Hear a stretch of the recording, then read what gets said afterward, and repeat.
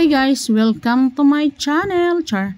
So magluluto na naman ngayon ang person. Ito yung ulam namin, good for 1 week. Charot!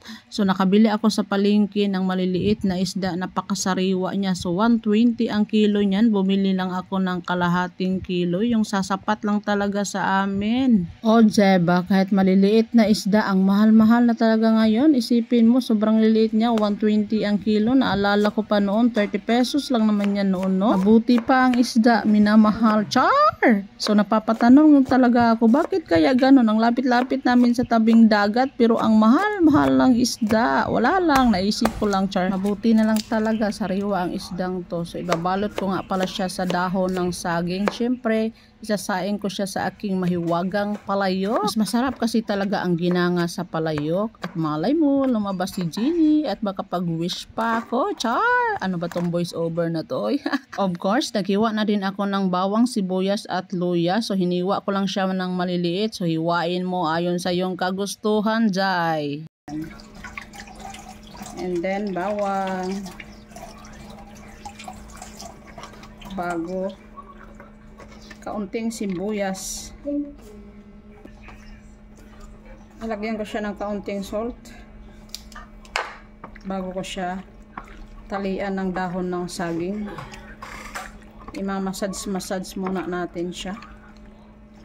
Ayan. Sariwang sariwa talaga siya. Then lagay natin siya sa dahon.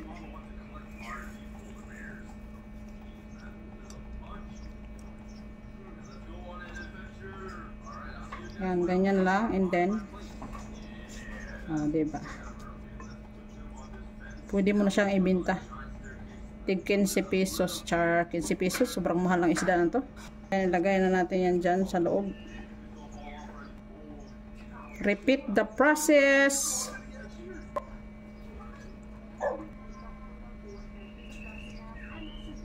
Ginanga ang tawag dito.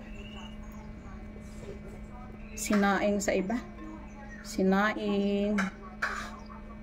So kanya-kanyang tawag to. Depende sa trip nyo, char. So nakadepende sa inyo kung gaano karami ang ilalagay nyo dyan sa balot. So pang isang linggong ulam to. Dahil sa mahal bilihin ngayon, kailangan natin magtipid, char. So last one.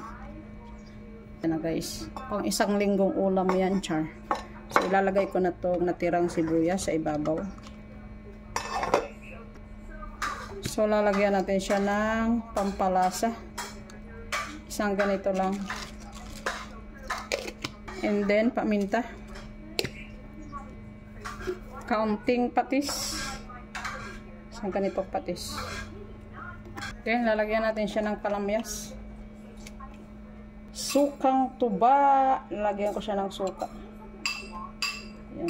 2 kutsara. Siyempre, titikman ko yan mamaya kung okay na ang asim. Then, maglalagay ako ng olive oil. Para pati buto lambot talaga. Yan. Water. Tatakip natin yung ibang dahon. Para bumango yung ating sinaing. So, yan na lang. Okay na yan. So, isa lang na natin yung ating ginanga.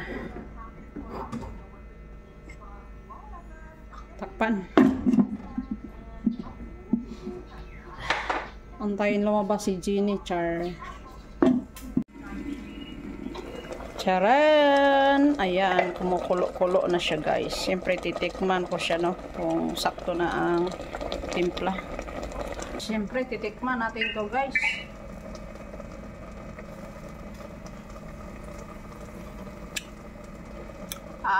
Perfect. Gusto ko sana yung medyo tuyong-tuyo na siya para ano na talaga yung malambot na yung buto, no?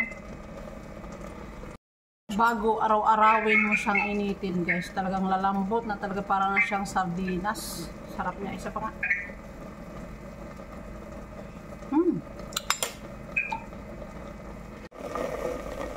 So ayan, luto na yung pang isang linggo kong ulam, char. Habang tumatagal, lalong sumasarap. Ang sarap niyan, maliliit nga lang. Pero okay na yan, no? Makatipid tayo. Budget na ulam lang ito, ha? 60 pesos. Ang mahal-mahal na talaga ng isda ngayon, eh.